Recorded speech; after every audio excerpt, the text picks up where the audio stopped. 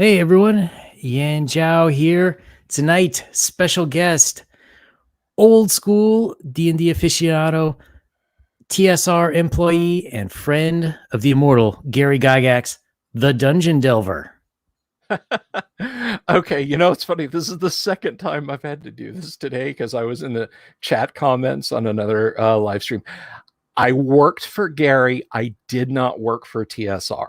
I did so work. it was after TSR. It was after TSR, so I can just dive right in because I want to make sure that the history is clear before you guys jump out and like grab your old D&D books and start looking for my name in them.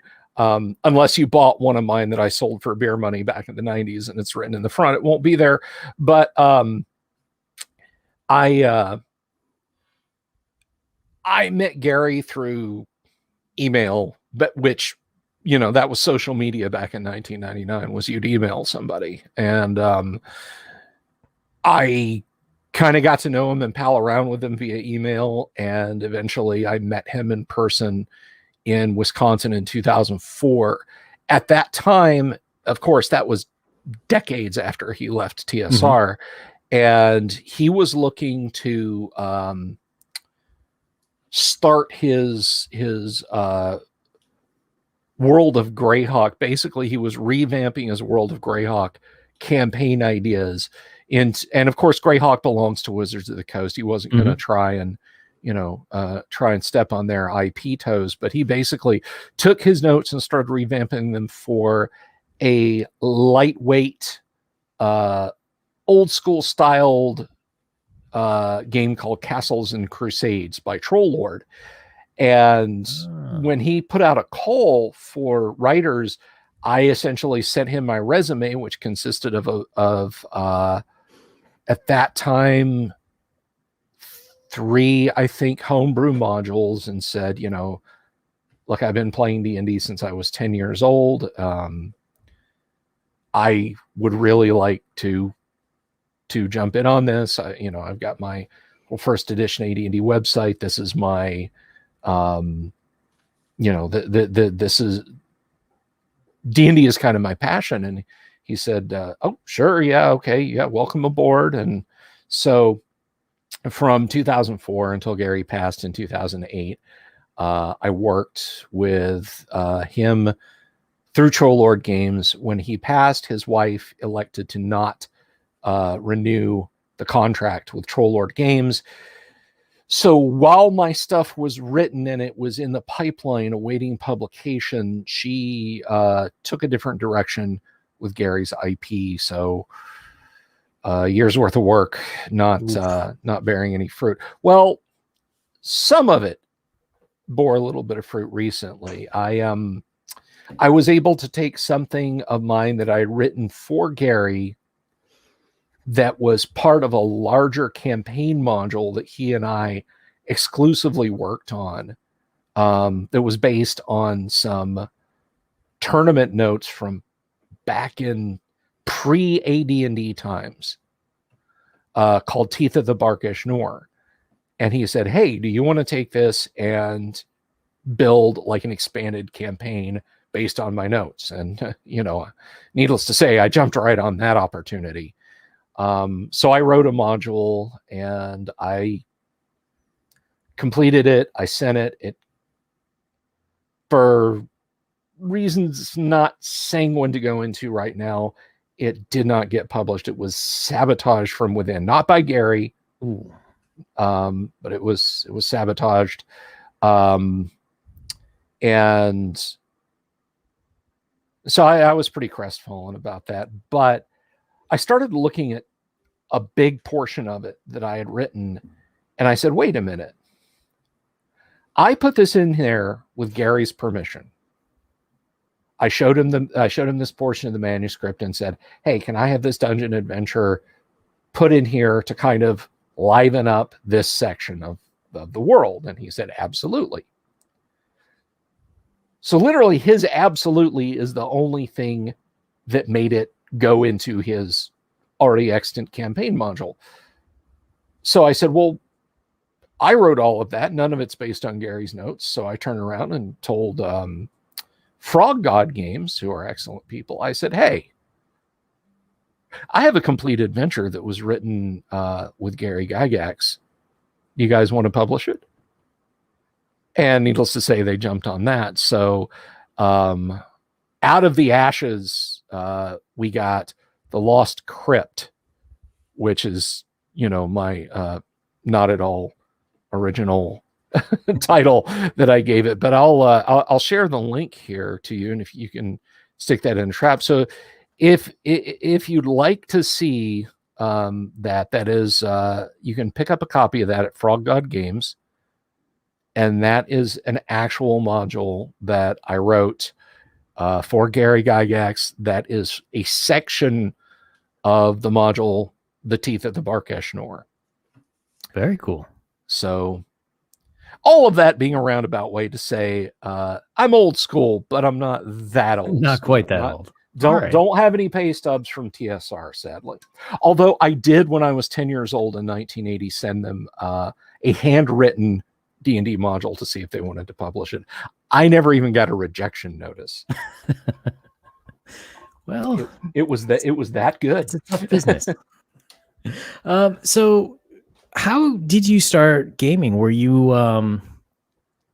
you said you were playing D&D since you were 10. Is it something your family got into? Was it you had friends, or no to both of those, actually. When we moved to the state of Florida in 1980, you're a kid from kind of a bucolic place moving into the sprawling metropolis that was Orlando in 1980. And I knew some kids. We, weren't friends, school chums, peers. But one day I saw one of them looking at this thing that looked like a comic book, but the front and back was covered with comic booky looking illustrations, but also big, huge slabs of text. And I said, hey, can I have a look at that? Sure. So I start looking through it, and I remember now that it was A2, Secret of the Slaver's Stockade. That will stick with me forever. And I started looking through it, and I'm like, wait a minute, this is not a comic book. They're talking about stuff happening in real time, and there's numbers and there's letters and everything. And I had already fallen in love with fantasy all the way back in 1978 when the Rankin Bass Hobbit came on TV. I remember watching it in color at my grandmother and grandfather's house.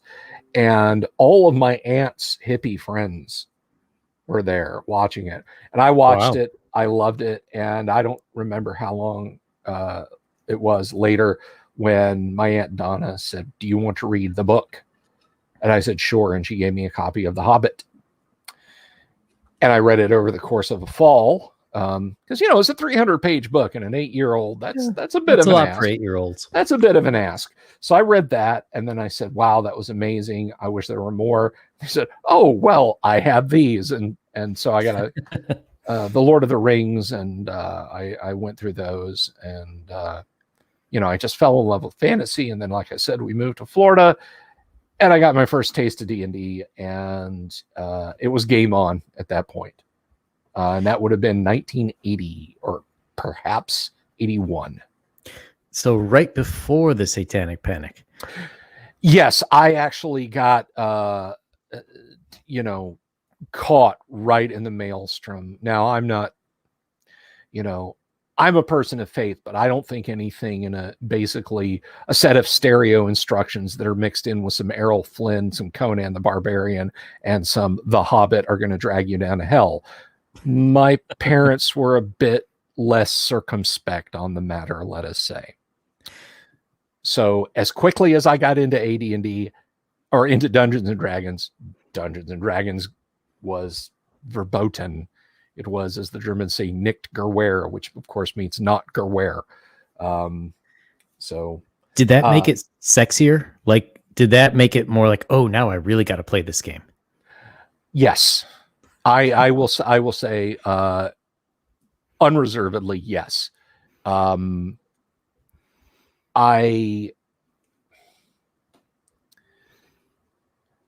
probably one of the more unfortunate misunderstandings of something ever written in a game book.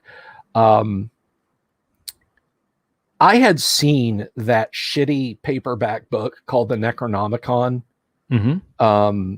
that came out in the 1970s or something, and was supposedly the Necronomicon. It's just a piece of crap that somebody wrote to try and cash in on HPL's work.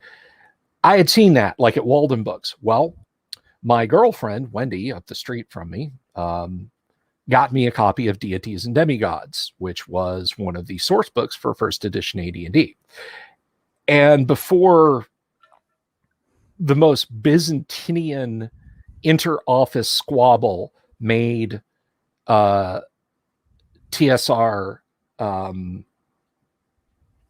expurgate the book and release one that did not have the works of H.P. Lovecraft or the works of Michael Moorcock featured in it, I got a copy, an unexpurgated copy. And right there in the book, it's talking about how the great old ones can be summoned up by this book, the Necronomicon. And I was like, but that's a real book. Oh man, that's not good. So I didn't run to my parents and say, holy shit, this, you guys were right, this is real. But I was just like, oh man, maybe there's something to this. In my defense, I was 11. So, but it looking back on it, it makes me laugh. I had a collection of switchblades and lock blades and hunting knives that my parents let me have. I had a rifle that I still own. That was okay back then. Yeah, exactly. So kids, that scene in Stranger Things where Will goes into the shed and loads up the Weatherby to fend off the horrible thing that he can sense around him.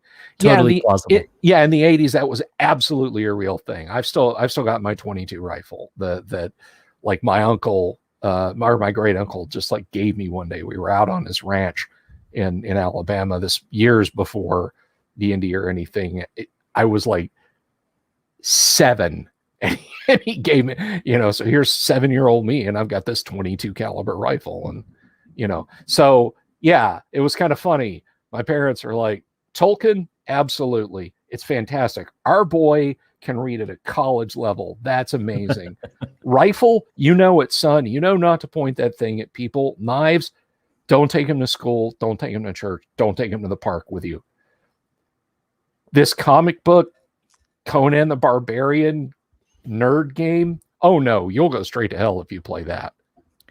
Yeah, it was interesting. So I think I must have been 8 in 2nd grade, and we had this transfer student come in, and the teachers always want you to do something to introduce yourself to people. So he introduced us to D&D, and this is like right after the cartoon had come out. So like everybody, well, I wouldn't say everybody, a lot of people in the class were very excited, and we were all going to start creating it. But somebody's parent must have called, because all of a sudden we weren't allowed to talk about that anymore.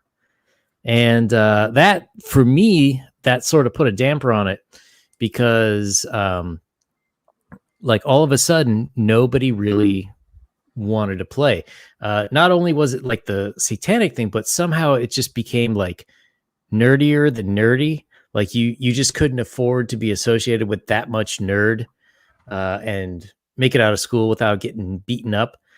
And it was almost, like they say back in the day, Christians, they had to like draw a little fish on the ground with their foot to see if somebody else would, give them the nod that they're in there. Like this is like you had to draw a little D20 on the ground. Yeah, instead of the ichthys, it was the polyhedron. Exactly. So on your channel, you extol the virtues of it's 1E, the advanced D&D 1E. Yes.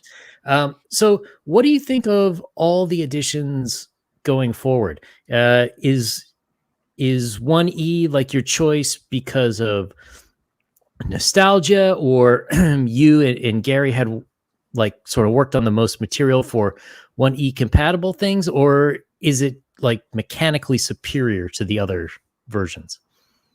Well, now that's a multi-tiered question, and I think it deserves a multi-tiered answer. So I'm going to do my best to disassemble what you've asked and answer it.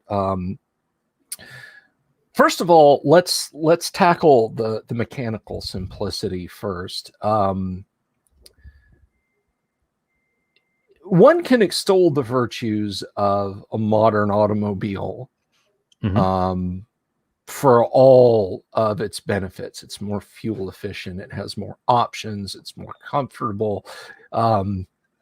Its fuel efficiency is better.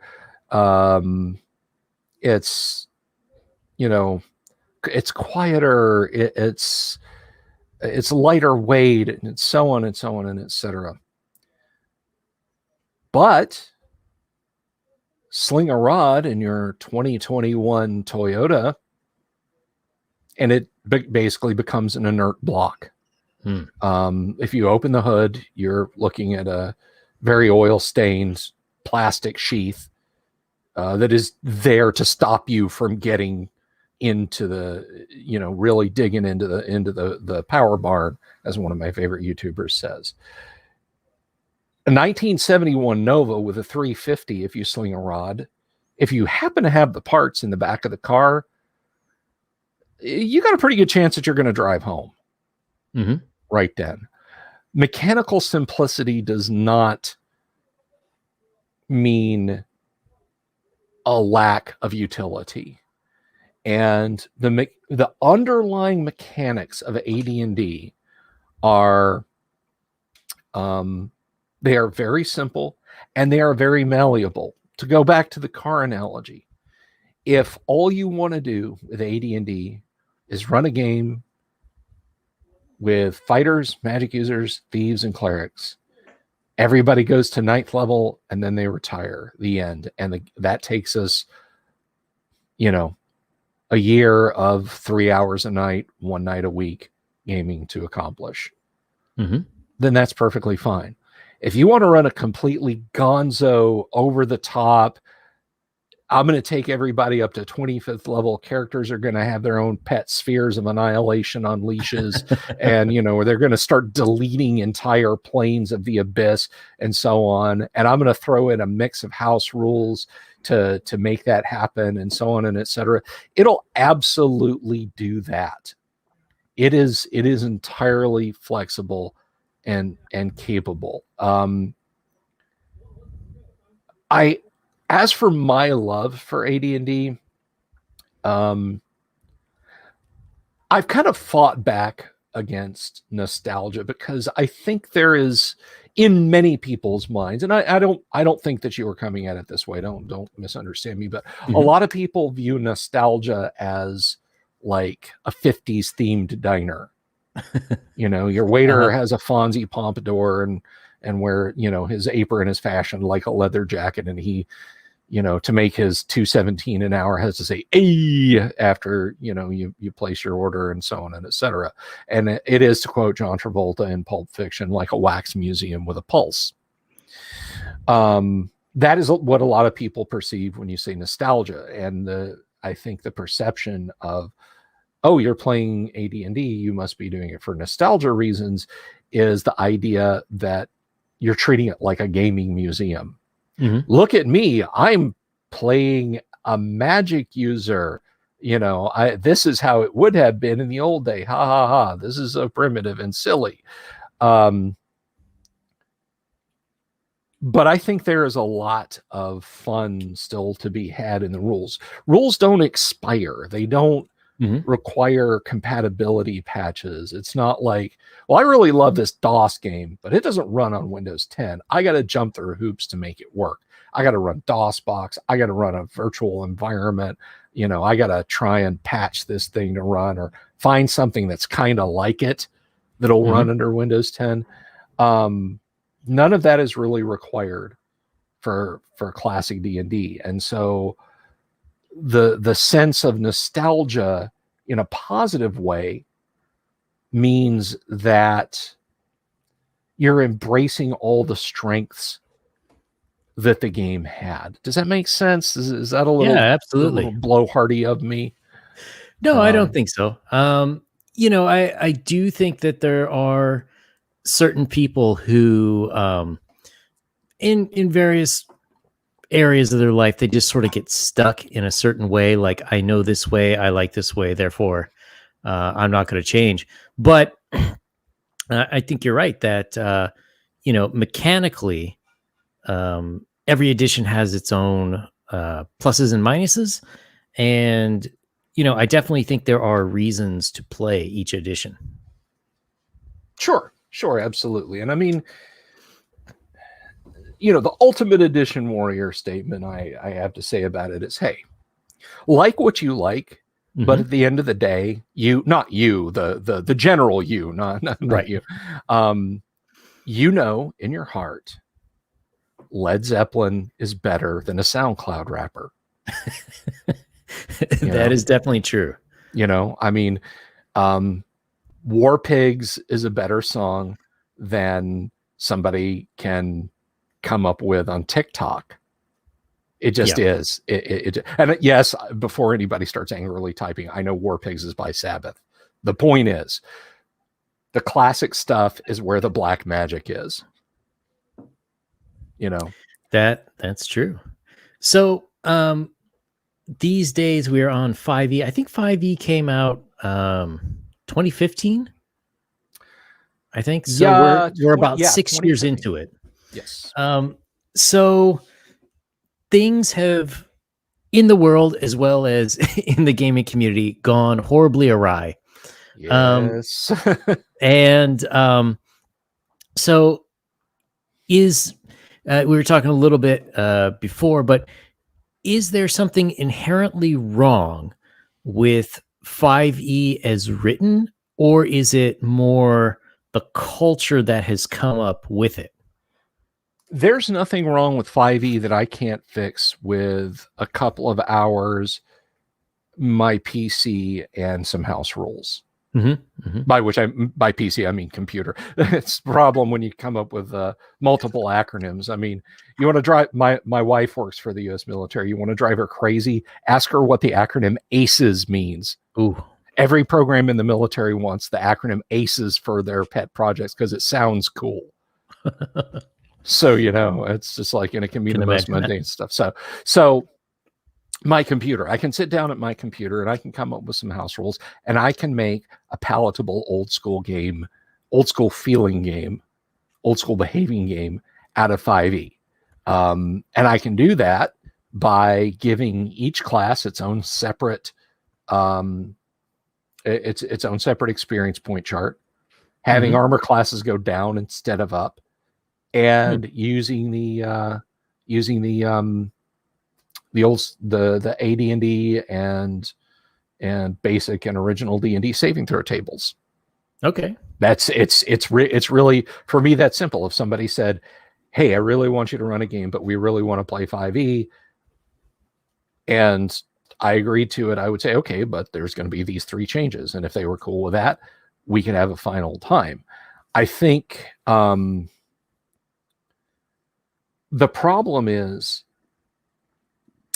there's a culture of people, and look, if you came into D&D with 5th edition and that's it, and maybe you came to 5th edition like I came to AD&D. And you're just like, oh God, this opened up so many doors, and you don't want to know about 4th edition, 3rd edition, 3.5, Pathfinder, 2nd edition, 1st edition, OD&D. They're historic relics to you. You love 5th edition. That's fine. I'm not here to gatekeep you away from role-playing games, because generally I've found that there are people who love 5th edition and are just that way. And I've said, would you like to try original D&D? You know about it? And they kind of grit their teeth and they play it, and they realize that it's not like getting a root canal done, and they actually kind of enjoy it. Does it become their favorite game and they sell off all their 5e stuff so they can buy some original D&D? No, and I wouldn't expect them to. But, I'm not gonna say, I shun you because you don't play the right version of D&D. But I think there is a culture of gaming tourism, people who don't love role-playing games. There's a scene right now, and I can't believe that we would ever come to a point in history where you would say that, the popular people play D&D. Yeah. But it is very much a thing to be seen doing. It's like, I was at I was at Comic-Con, and I got into Joe Manganiello's D&D game. Well, and it's like you're posting on Instagram and every 5 minutes, hashtag D&D, hashtag role-playing games, haha, I'm such a nerd, hashtag Joe Manganiello. Are you there to play D&D and enjoy the hobby, or are you there to I don't want to say a swear, there's a certain term, a star fornicator? All right. Do you care about gaming, or do you just want to be seen doing what the cool kids are doing?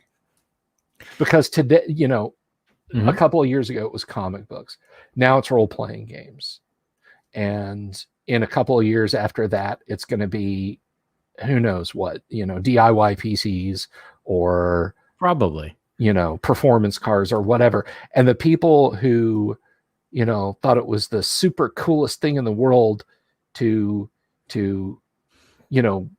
be around with Hollywood high rollers who are playing D&D will drop you like a hot rock when the next thing comes along.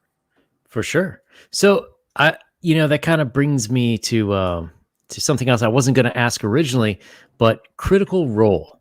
I'm of two minds with Critical Role. In some ways, I think it's fantastic because it did introduce the game to a lot of people. And there are a number of people who maybe they played it when they were younger, but they gave it up. And now they're playing again as adults, and they're teaching their kids to play. And the role play, I think in some ways is also very good because you sort of expand the game, and you don't have to have a game that's just about the numbers. You can make it a little bit more interesting and not just the DM to the player, but between players.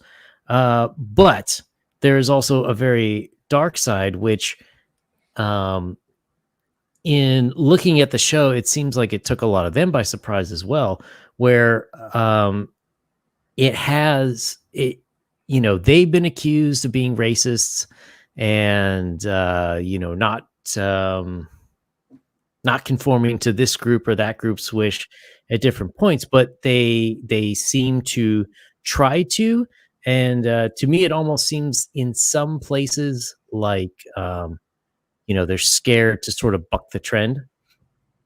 So overall, do you think that this is one of the problem points, or one of the sort of the instigating issues between this sort of malignant culture that has wormed its way into gaming?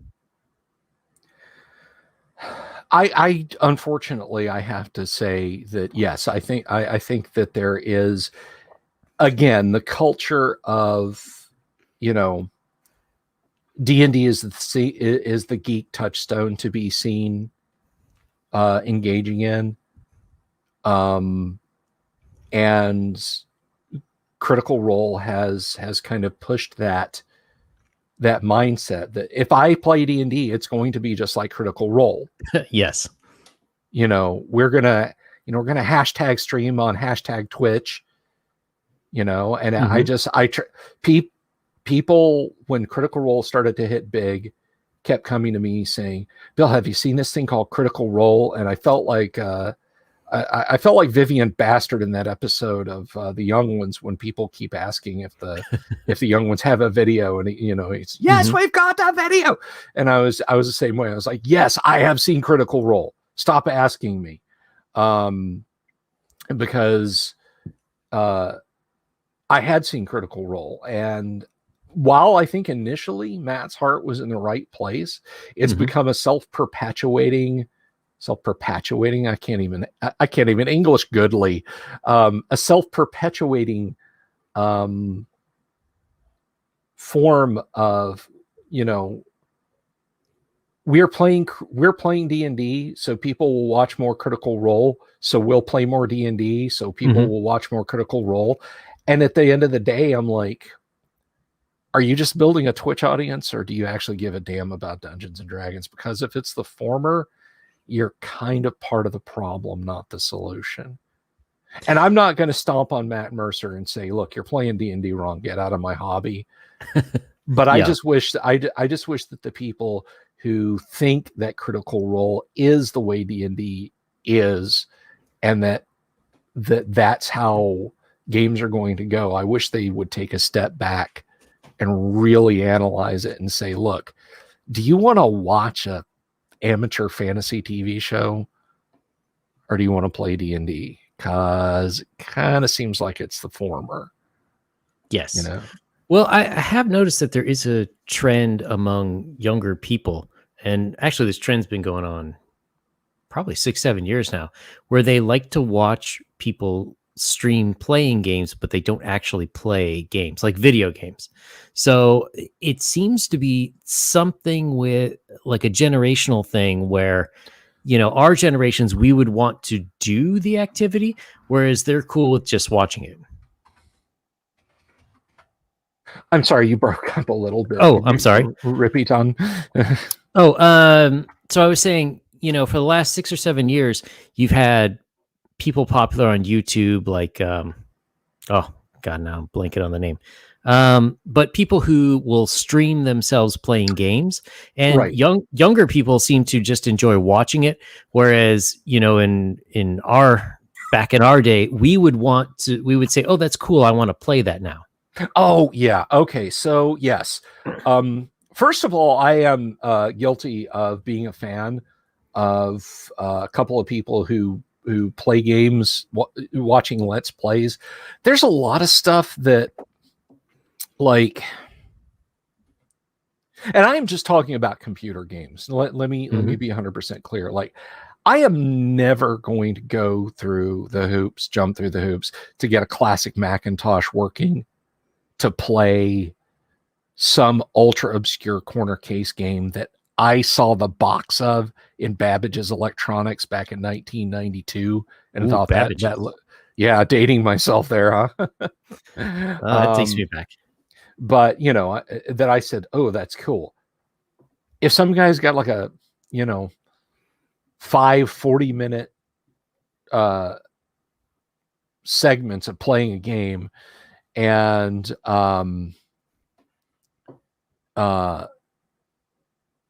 watch that just to see what it was all about, sure, absolutely.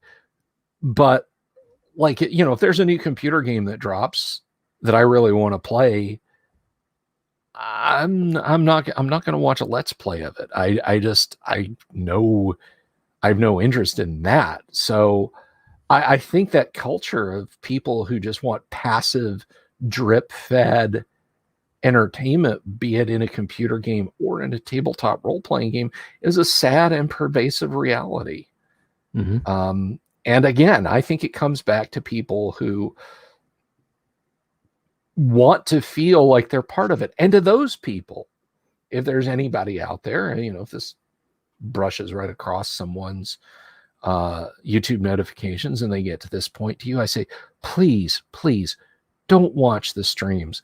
Get some books. Yes, even if it's 5th edition rule books. Or go out and get a copy of Osric and a copy of Swords and Wizardry, or the D&D PDF, the AD&D PDF reprints, just whatever's comfortable, and do it yourself. Play yourself. Expand your mind. Get those muscles working.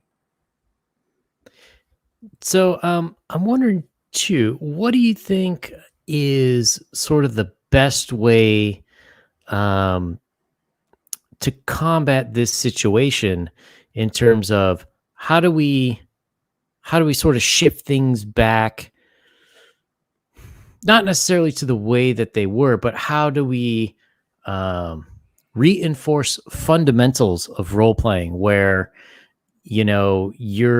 I'm pretending to be this person for this reason. And, you know, I want to go through this fun adventure that we can all take part in. Well, again, I think it's, you know, you can certainly take positive things away from Critical Role. You know, you don't have to look at it like, you know, oh, well, Bill Sylvie and you know, Yang Yan said it was cancer, so I'm never going to look at that again. If you're looking at me to be a social media influencer, guys, you're barking up the wrong tree anyway. But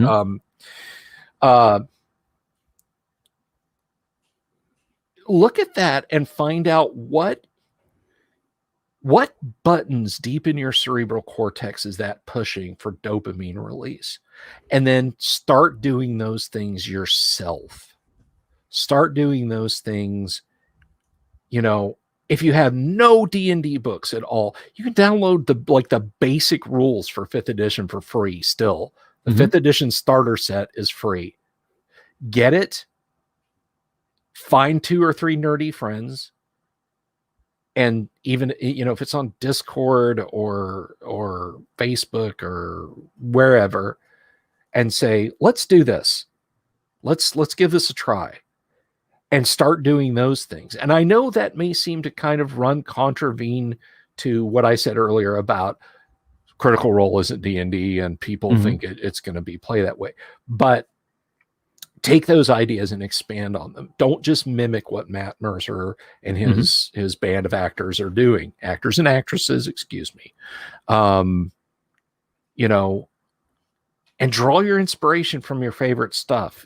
Star Wars, Marvel movies, Stranger Things, comic books, fantasy novels, other TV shows. Just pull all that stuff together into a beautiful mess of a burrito or a soup, whichever food analogy suits you, and stir it and add spices or whatever, and try, even if it's one other person, and just keep doing it. I mean, my Monday night AD&D game is 7 years old, and that's commitment.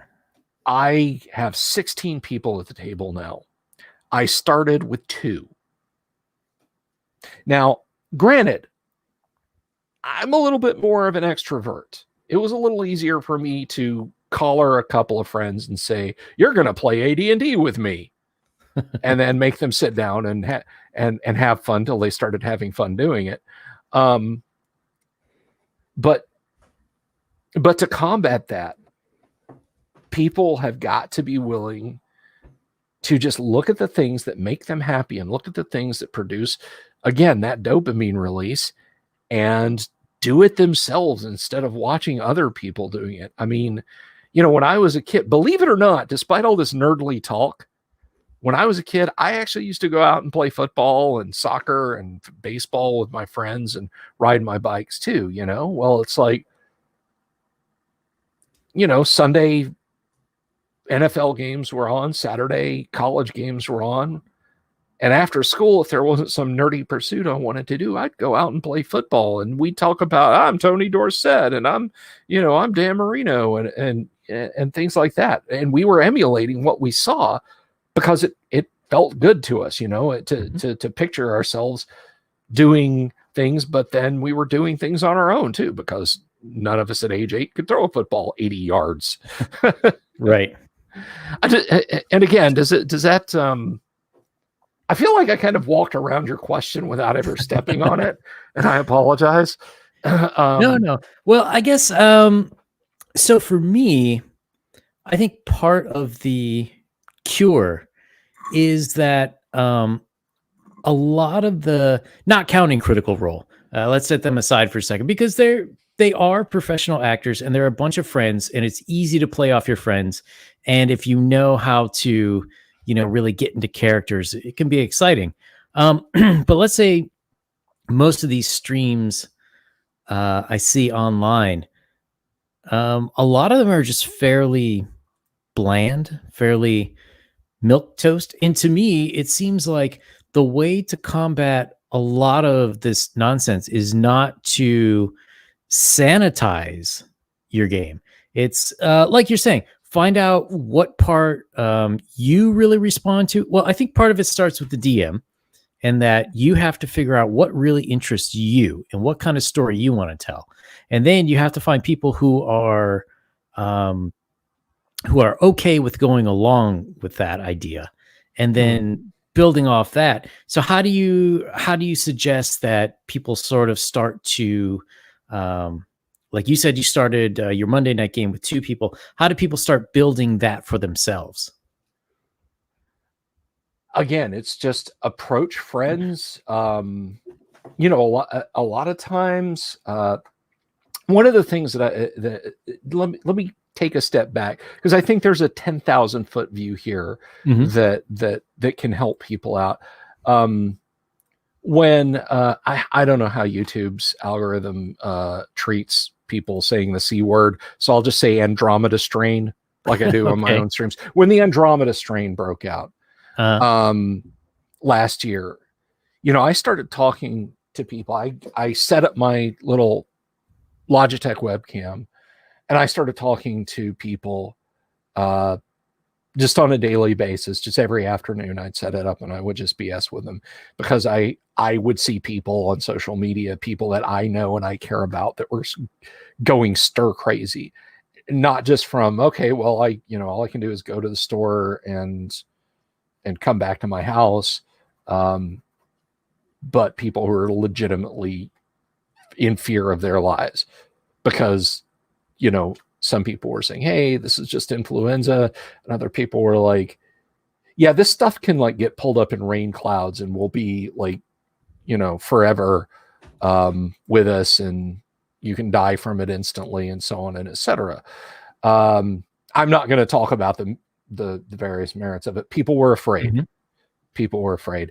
So I just started reaching out to people. One of the things that I constantly talked about was, if D&D is your jam, like if you just started a D&D game last month, and, you know, would have been January of 2020, and suddenly you're being told you can't even meet with people, you can't go to other people's houses, you can't go to a comic and game shop, don't let it die. Don't, you know, especially if that's like your thing, your jam. You know, I said to you off camera earlier, I need my Monday night AD&D game like a junkie needs a fix.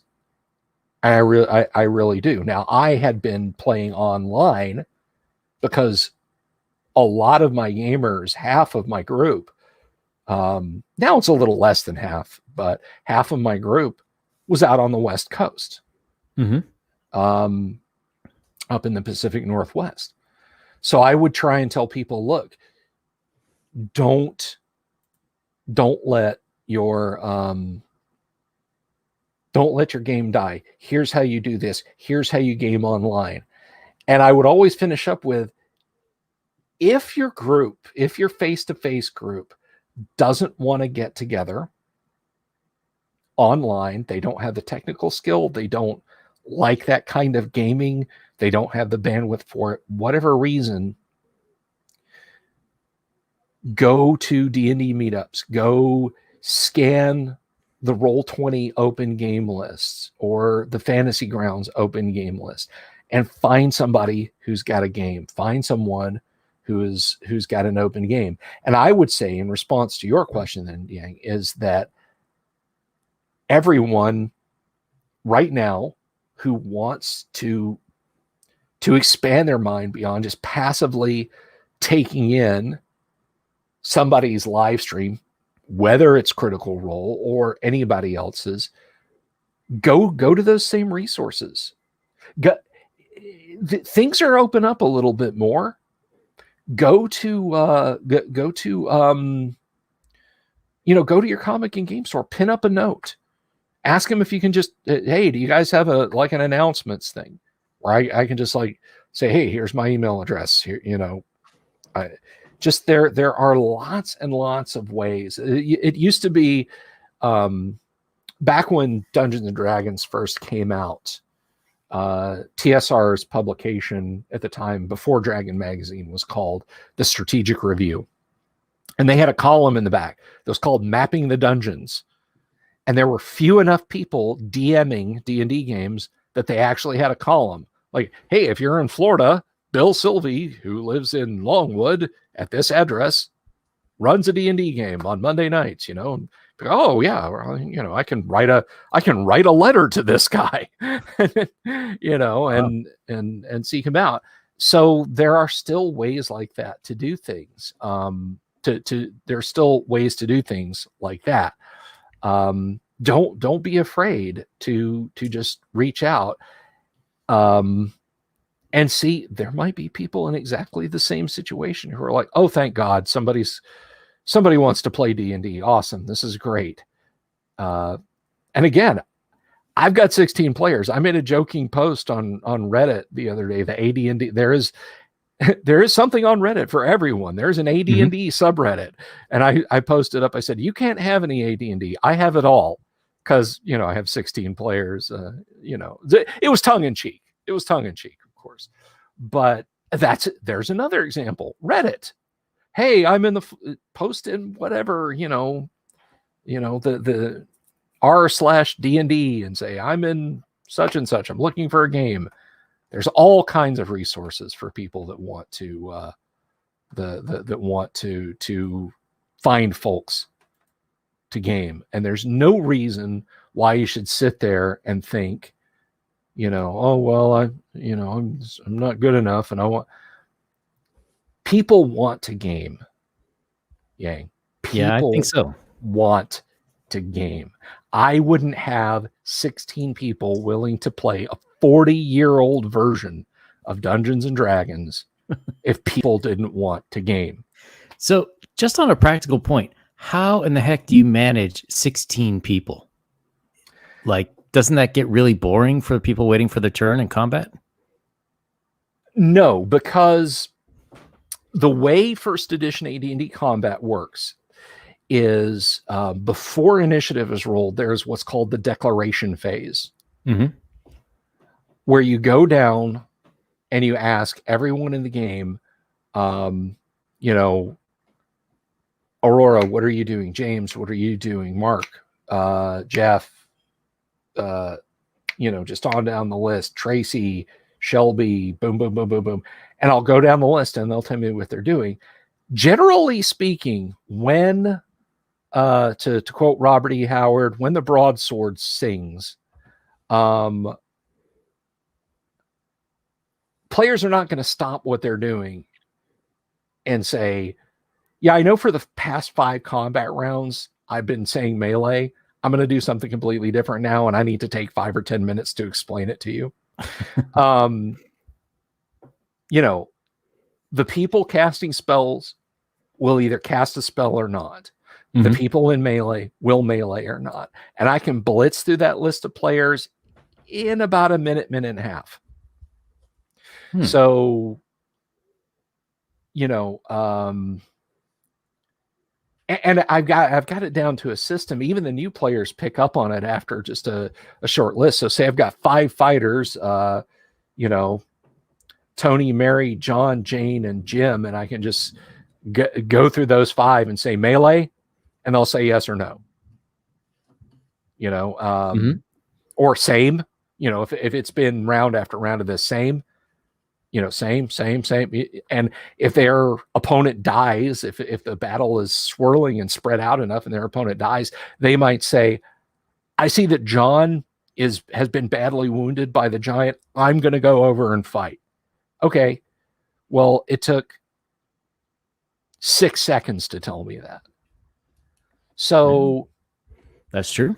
Now, if someone really, if they're like, okay, what I want to do is jump on the table and grab onto the chandelier and swing it back and forth and try and leap onto the giant's shoulders and stab my dagger in his ear. And when he starts to drop, jump off of his shoulders before he hits the floor and tumble over to the next one, you know, just do a shoulder roll over to the next one and slash at his ankles. I'll say, whoa. Okay, let's slow this down. This round, you're jumping on the table. Okay. And then, you know, because it's broken up, Once I've gotten everybody's marching orders, we roll initiative, and I just automate it. I just tell them, give me a 2-hit roll. Next person, give me a 2-hit roll. Next person, give me a 2-hit roll. You're casting fireball, roll 4d6 for, your fireball detonating over there. And it works out pretty well. That's pretty interesting, actually. Rather well-oiled machine, actually. Yeah, I think getting back to the additions, that is sort of one of my beefs with 5e. Is it seems like combat is pretty slow naturally, and it allows people to sort of like, after they finish their turn, they're going to get up and get some snacks and maybe hit the bathroom and maybe have a chat with the person next to them, and then like by the time it comes back around, it just seems extra slow. Yeah, well, we're going to get into edition warring a little bit here. AD&D, first edition AD&D, is an avatar-based game, and that's Gary's description of it, not mine. When I talked to him about this, I interviewed Gary once upon a time for my website,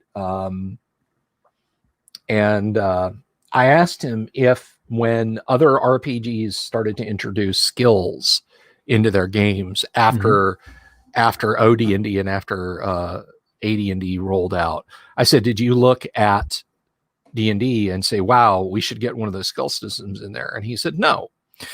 AD&D is an avatar-based system. It is assumed that you know how to tie a rope, climb a tree, swim a river, make a fire, catch a rabbit, fish, hunt a deer, etc., etc., etc.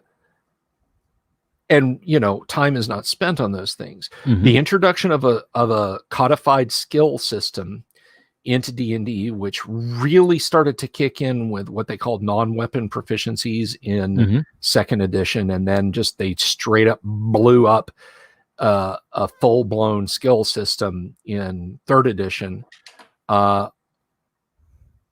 was really the beginning of driving D&D up on the rocks in terms of playability. And I know that may blow a lot of people's minds, and they might say, well, wait a second, Bill, how can you say the game is less playable if it's got a skill system, if it's expanded? Here's the reason. When I describe that thing where you got a player that wants to jump up on the table and leap up on the giant, etc., like that, there is a rule covering every one of those things in third edition and Pathfinder and 3.5, and most definitely in fourth edition. I don't know about fifth edition. I haven't looked at it from a DMing standpoint. I think they pare it down a little bit. Oh yes, and that's what I've heard. But if I'm DMing AD&D or original D&D, and this has been, I swear to God, I am not making this up. Everybody who asks me about wild and crazy stuff that they want to do in AD&D because they did it in other editions, later editions, and I tell them, just tell me what you want to do.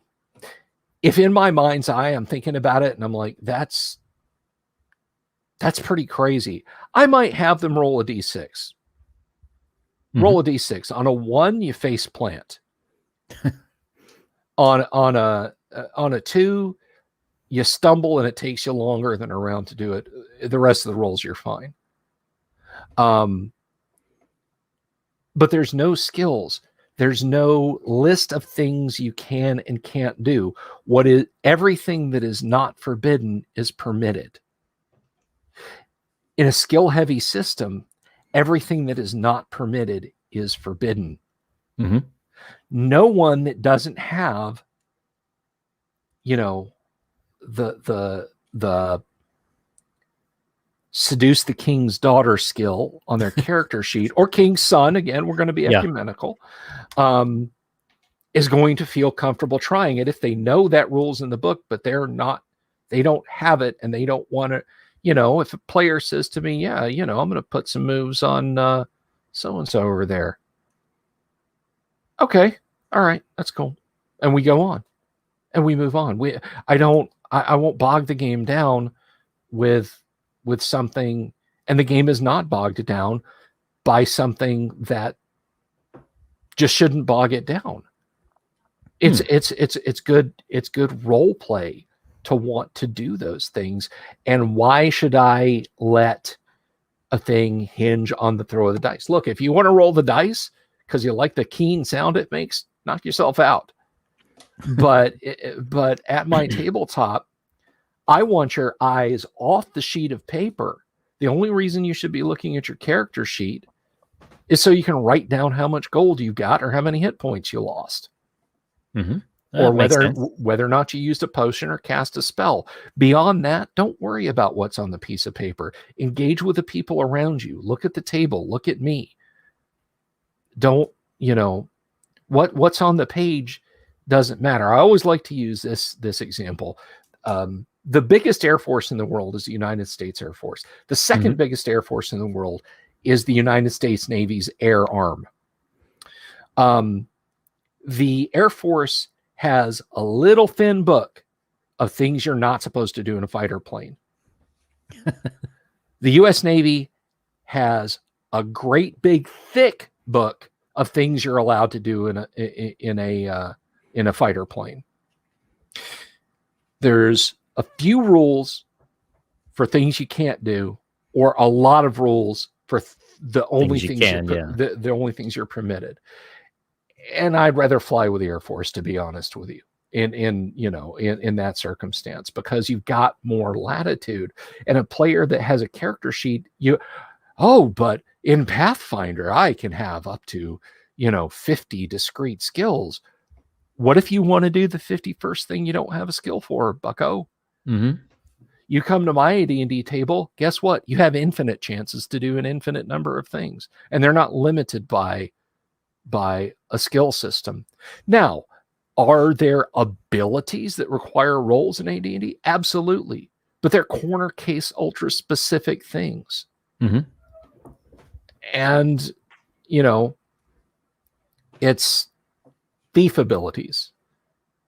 I mean, really, when you look at the pseudo medieval fantasy of D&D, when it comes to mechanical devices outside of ultra rare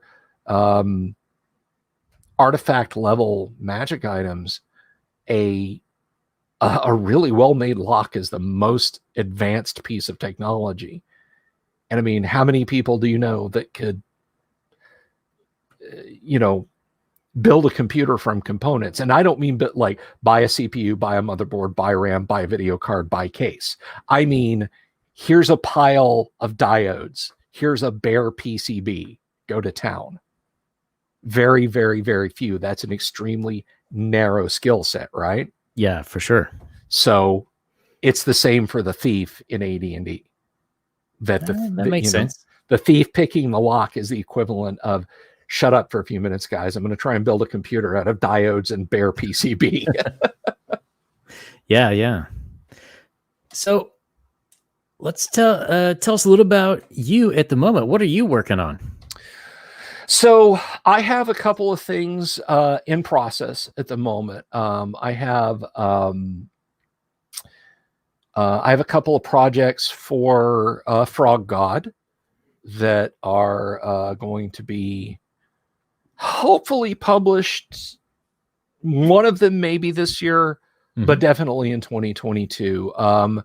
One of the very first things I worked on, and this, when people come to me and they hear my polemics against third edition and so on, are like, you never even, did you even look at the books, or did you just deem it was beneath you? Well, no, I actually played lots of D20 back at the turn of the century, lots and lots of it.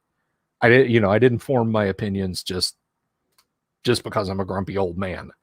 So one of the very first published the first published project that I did was with Necromancer Games, and it was called Elemental Moon, which I co-authored with a good friend of mine and a brilliant author, Lance Hovermail. And I actually, you can still get print copies of it. They're kind of rare. Let me see if I can find a link here. I honestly, I don't know if this Amazon link is going to work.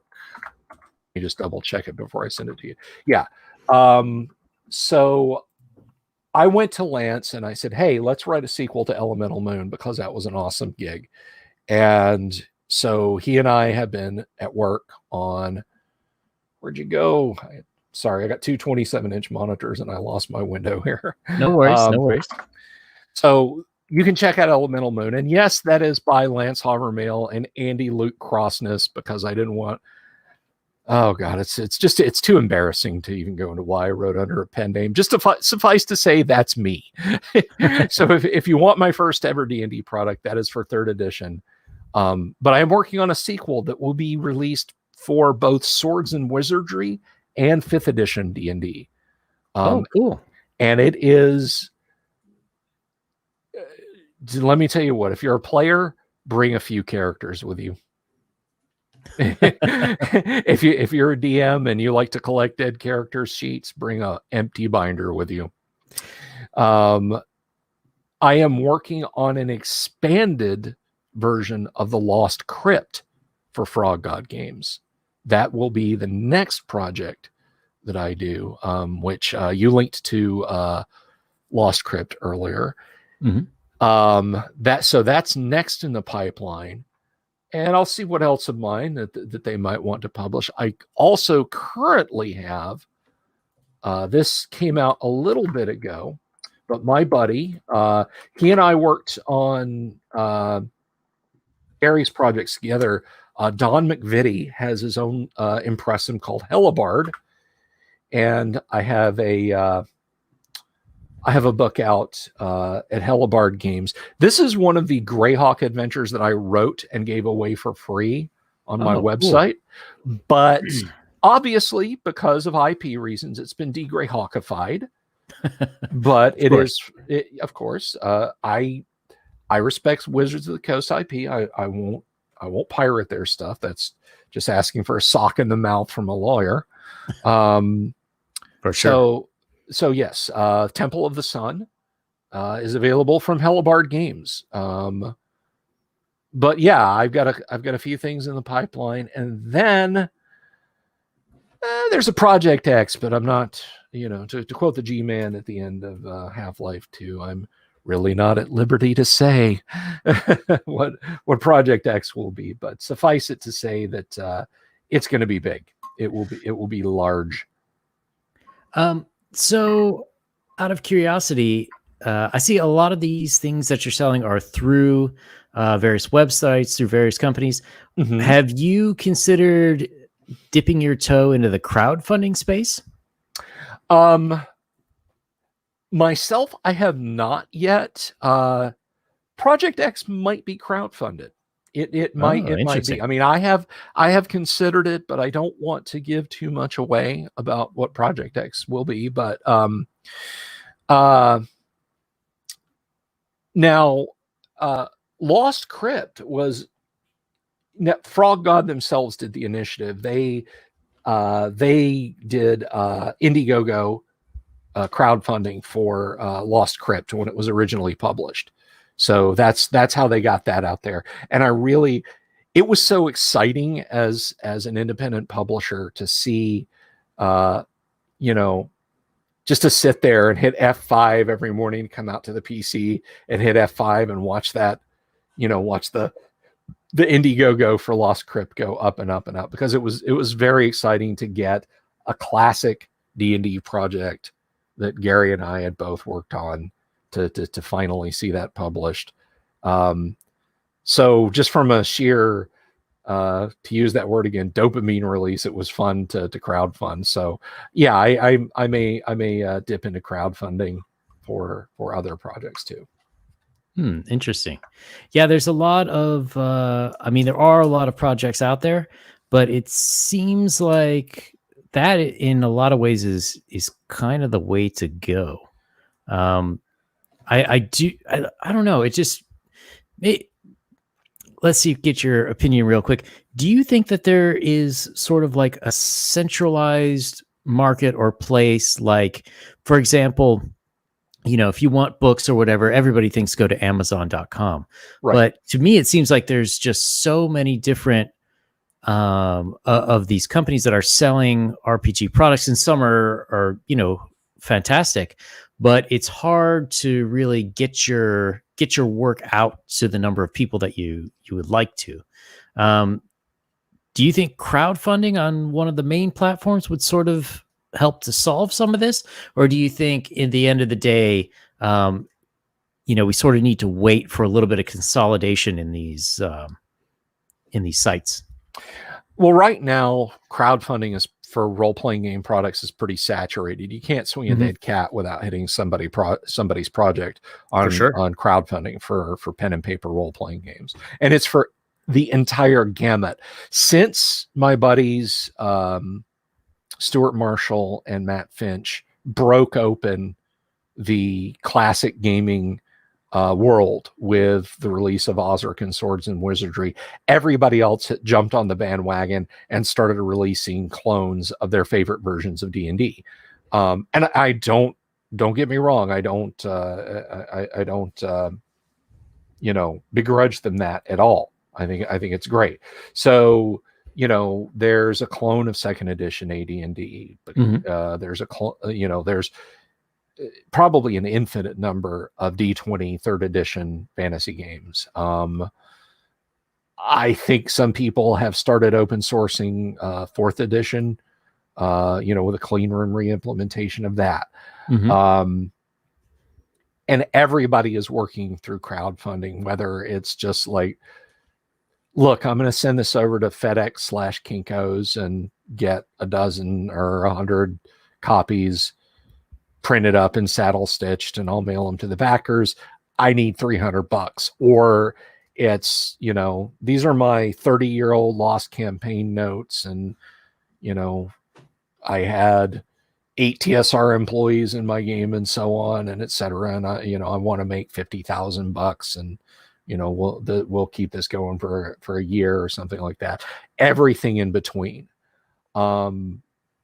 Now, you as well as I know, we both talked to Ishii, and his wisdom is pure, and it's true. Self-publish. Yeah. Self-publish. Now, I've gone to Frog God because I really like Matt, and Frog God are really swell people. Because honestly, I was really afraid to publish Lost Crypt myself, because I'm just going to say this flat out. Gary Gygax is a very litigious woman. And if she perceived that I was trying to sell IP of Gary's, she would and could sue me. And I have no recourse to defend myself against that. I could not afford a Greyhound bus ticket to Lake County, Wisconsin to defend myself in a court if she decided to drop the hammer on me, right? So when I went to Frog God, I knew that if she started sniffing around and getting angry about it, that they'd have my back. But right. with regard to Temple of the Sun, Don over at Hellebard, he and I have known each other since 2003, 2004. I knew that was a good bet. Lance back in 2004 got me with Elemental Moon. I mean, he chased me around the moons of Nibia, Perdition's Flames, to get me to write that damn book. And eventually I did it. And I love him for it, because it gave me the confidence to pursue things commercially and get paid for it.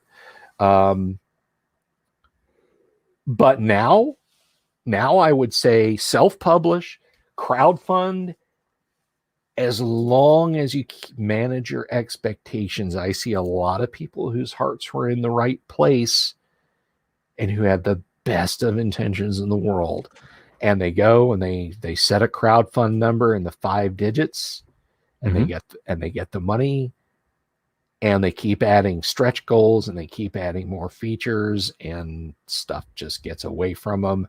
And a project that should have been out in 18 months is years late. That happened with the Far West. And I don't even like the guy who was writing the Far West, but that Kickstarter for the Far West role-playing game is 11 years behind schedule. Ooh. Yeah, $49,000, and the guy has started delivering PDFs to some backers. Ouch. Yeah. So manage your expectations. If you're going to crowdfund something, you know, just manage your damn expectations. And you may think, hey, screw you, old man. I just made $89,000 because I'm introducing a giant robot kung fu, Western meets fantasy meets Star Wars style science fiction RPG. Okay. How are you going to get it printed? Well, I'm going to find a printer. Well, you should have done that first, but okay. When you find a printer and you bring home 500 boxes of printed booklets, or 5,000 boxes, or 50,000 boxes, who's going to start putting them in the boxes? Who's going to start assembling the boxes? Who's going to start driving them to the post office? People don't think about that. They just see, this redneck lottery payoff. I think about the scene in King of the Hill when they introduce a character who was eventually voiced by Tom Petty, Lucky. And he goes, oh, why is he called Lucky? And he said, oh, he slipped in a puddle of pee in a Costco bathroom, cracked his head on the counter, got a $50,000 court settlement. That man will never have to work another day in his life. And, I think a lot of people look at their Indiegogos or their Kickstarters like it's just this mountain of money. Well, no, at the end of the day, you might not make minimum wage for what you did. If you set your Kickstarter fund for $2,500, you might walk away with $1,000-1.5grand. If you set your Kickstarter for $55,000, you might walk away with negative $780. Yep, that's definitely true. So there is no shame in just creating a PDF and putting it up on Drive-Thru or RPG Now or even DM's Guild. Mm-hmm. Or hell, get a Squarespace site and a PayPal account. Yep. And cut those guys out and say, here's my PDF, download it. If I could charge for my Greyhawk adventures that I wrote back in 1999 and made little fake AD&D looking modules for, I would have. I would have, like $1.50, $1.99. For you to download it. I would have done that, and I would have been a pioneer because nobody was selling PDFs of role-playing games. Nobody. But I couldn't charge for them, but I could sure let people download them. And I still to this day get just out of the blue emails from people like, I've tried to track you down, man. How do I get those adventures? I'm like, well, I'll email them to you. Here you go. But yeah, do it yourself. For goodness sake, and charge a couple of bucks. Don't as long as you're not making it in Dragonlance or Greyhawk or Forgotten Realms, if you're willing to file off the serial numbers that were on it when it was at your table, and that's why I published Temple of the Sun. Temple of the Sun, the version that you can find for free that's floating around on the web, is set in Greyhawk. And when Don and I sat down and he said, well, I want to publish. And I said, great. He said, we got to not make it in Greyhawk. And I said, great. So, that's my advice. If you want to publish your stuff, do it yourself, put it on DM's Guild, make some money, put it on Drive-Thru, spend $20 to get a Squarespace account. Or to get a domain on GoDaddy and set it up with Squarespace and charge for PDF download. Well, that sounds like good advice. So we are getting a little long. I know it's getting a little late there, back on East Coast time. Oh, I'm fine, dude. I'm a night owl. All right. Well, I do think though that maybe have to wrap it up unless there's anything else you wanted to cover. Can I pitch one thing? Absolutely. Okay, so one of the things that I do, and this is a, you know, if you told me when I was a little kid and I was first getting into D&D, yeah, you can do this for pay one day, dude, I wouldn't have believed you. I do have a company. I do corporate retreats. Wow. But for D&D. That's awesome. Yes. And I will, let's see.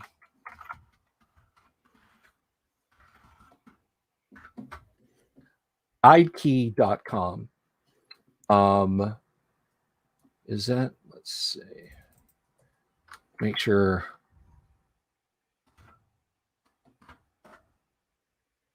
Yeah.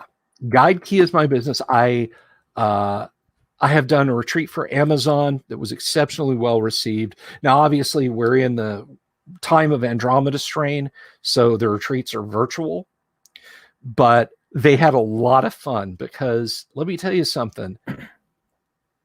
There is no problem solving like getting a bunch of people together and saying the room you're in is slowly filling with sand. You know, it's like escape rooms are fun, but what about an escape dungeon? So I run D&D adventures as corporate events. And if that's something your organization, yes, both you and the royal you would be interested in, check it out and reach out to me. I'd be more than happy to discuss that with you. It's a lot of fun for me to do because I get to play more D&D.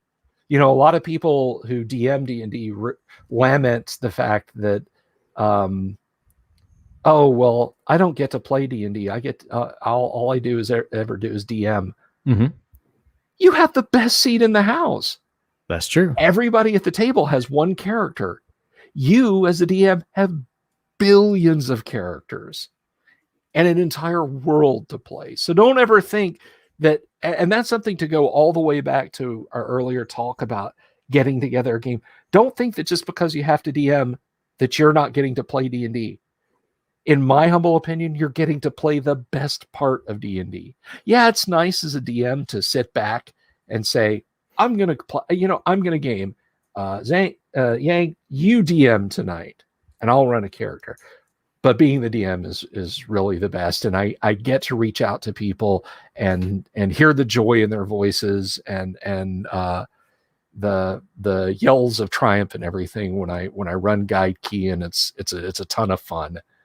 It's good team building. It's helps build creative thinking and helps people work on their praxis of teamwork. It's just a lot of fun. Yeah, well, that would be probably the best team building corporate exercise I would have to do. Much better than the usual watch this video about don't sexually harass people. Yeah, exactly. You know, let's do a trust fall, guys. Yeah. Yeah. I'm not. How about we draw magic swords and go save the helpless dragon from the rampaging princess. That sounds like a great campaign right there. Yeah. Attack of the 50-foot princess. She's a threat to the helpless village of dragons. But anyway, that just about covers it for me. Unless anybody out there in YouTube land has any questions that they would like to ask me. Well, anyway. I see there are a few people on, but okay. All right. Well, that might do it for tonight, I think. Okay. But I really appreciate coming on. Hopefully we'll have you back again soon. Oh, absolutely. You give me an opportunity to start talking, and it's pretty hard to get me to shut up. That's fairly warned be ye, says I. All right. Oh, hey, wait a minute. KDMH asks, favorite RPG that's not D&D? Favorite RPG that's not D&D? I would have to say probably the excellent Call of Cthulhu by Chaosium. Oh. Give me some of that H.P. Lovecraft and dark room with illuminated by candles and LED tea lights, and we'll have some good old fashioned creepy horror. I do love it. I would have to say that is probably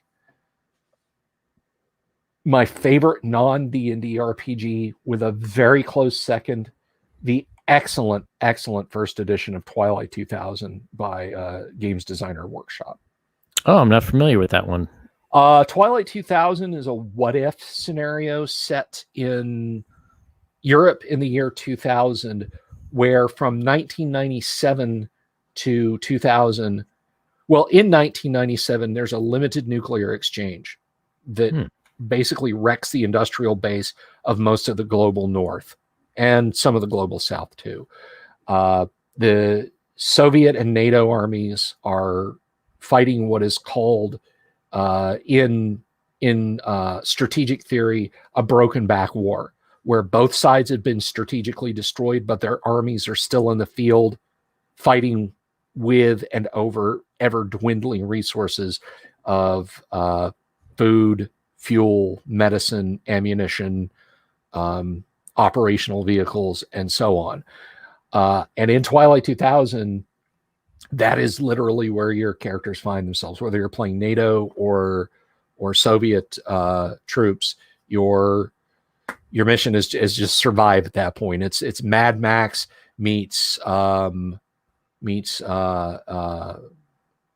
guess what was the Day After, if you remember that little gem from ABC in the 80s. Yeah, for sure. Yeah, so it is a very detailed greebly system. It is 180 degrees around. Well, no, it's not that bad, but it's probably beyond the scope of a one last question before you go to launch into the specifics of it. But once you kind of get its rhythm, it can make for some excellent role play. And it's like I told my occasional co-host on Wednesdays, Kyle, thanks to Twilight 2000, I know more about how an anti-tank missile works than I ever wanted to. But that's a good one. I played for the first time. Now, this may come as a shock to some people, but back in March, I was at Virtual GaryCon, and I ran for the first time ever. It was my first time running and my first time playing Gamma World, the first edition of Gamma World by James Ward, and I fell in love with it. Now, that's a post-apocalypse game, but it is completely different. Oh, it's more like Thundar the Barbarian, or nice. Maybe a little less grim Planet of the Apes in places, sort of thing. But Jim, and he'll tell you this himself. Jim will tell you he designed it to be compatible with AD&D. So if you can play or run AD&D, you can play or run Gamma World First Edition. It is an after the bomb game. It is kind of grim in places, but then you also get things like, your character can have a mutation where they have dragonfly wings. We need to get to the top of the building. That's okay. Zorback over here can just fly us up there. Buzz, that sounds awesome. Yeah, Gamma World First Edition is a lot of fun. Very rules light, and there is even a way to incorporate Gamma World into AD&D or AD&D into Gamma World. They wrote it like that on purpose. Nice. Yeah. So you can have Gamma World characters in AD&D, or your AD&D party show up in Gamma World. All right. So we have one more question from Man War, who asked it on Twitter. Is your favorite Dungeons and Dragons edition 1E, and why? Yes, my favorite version of Dungeons and Dragons is First Edition Advanced Dungeons and Dragons. It is it's a comfortable system because it's very simple. Now, a lot of folks say that mechanically 2E is more sound and the editing is better. While I don't disagree with either of those precepts, a lot of 2E. And I know some of the people that worked on 2E, and I don't like, you know, I don't send them nasty emails about this. I know why. We talked about it at the beginning of the show, and we talked about the Satanic Panic. 2E is very ballardized. It is, there's no poison, there's no assassins, there's no drugs, there's no, you know, blood magic. There's no, basically all the cool stuff has been stripped out. Mm-hmm. And with that said, I know plenty of people who are just like, we're going to use the core structure of 2E's rules, but we're still going to play AD&D. And yes, we're still going to have half orcs. And yes, we're still going to have assassins. And yes, the bad guys can still win. And we're going to use all the things that they took out. We're just going to keep using them because we didn't get rid of our 1E books. But for me, I already know AD&D first edition. Mm-hmm. It's like, you know, if you ask me to play third edition again and you please, Bill, you can house rule it any way you want. By the time I got done house ruling it, I would have something that was so close to AD&D. I'd say, look, why don't we just play AD&D? You know, kind of to paraphrase Will, now can we play AD&D? So yeah, that's why AD&D is the edition for me. It's where the black magic is. It's where all the cool stuff is. And some people say, well, you know, basic has kind of got that, but it's simpler. But basic doesn't have a lot of the elements that make AD&D cool. A lot of the more powerful magic items, a lot of the higher level spells. Certainly it doesn't have demons and devils, nor does it have angels and divas. You know, I'm not just talking about glorifying evil here. You know, it doesn't have powerful good beings. I think in basic, they stripped it back too much and that it was too lean. I think they cleaned up D&D too much with AD&D, second edition, and third edition. They completely lost the plot when they made it a skill-based game with the D20 system. Fourth edition, the less said about that, the better. Fifth edition got a little bit more lightweight, but I still have some issues with fifth edition. And I talked earlier about what I would do to fix fifth edition to make it more palatable. But yes, it's first edition AD&D all the way. And that's why. All right. Well, thank you very much for stopping by. Thanks for having me on, man. Everyone, if you liked the video, click like, subscribe, leave your comments down below, and I will bring them up in the next time the Dungeon Delver's on. Yes. And tomorrow I have Noir Lem, who writes mysteries, and we're going to talk about how do you write a good mystery, which, if you're making a homebrew D&D game, writing a good mystery is helpful. Absolutely. All right. Well, good night, everyone. Peace out, everybody.